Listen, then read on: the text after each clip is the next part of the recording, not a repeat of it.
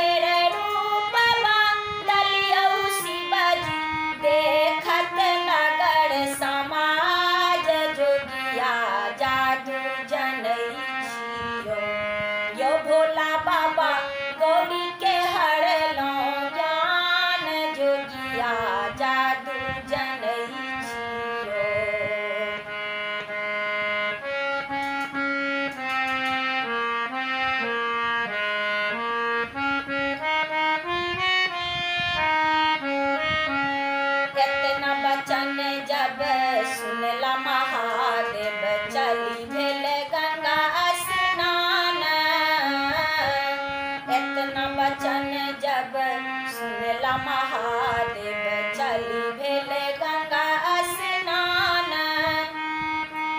भस्म छोड़ाई शिव तिलक लगाओल, भस्म छोड़ाई शिव तिलक लगाओल। भगल दुखिया के जान जोगिया जादू जनई छियो। यो भोला बाबा गौरी के हरलो ज्ञान जोगिया जादू जनई छियो। जादू जनई छियो महादेव जादू जनई छियो। यो जादू जनई छियो महादेव जादू जनई छियो। यो भोला बाबा गौरी के हरलो ज्ञान जोगिया जादू जनई छियो।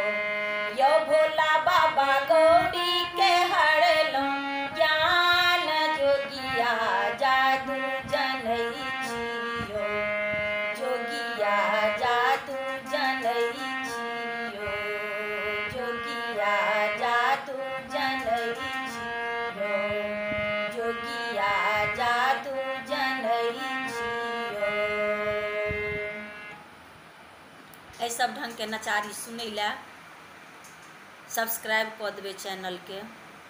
पुरान नचारी सब, पुरान महेशवाणी सब ई सब गायब।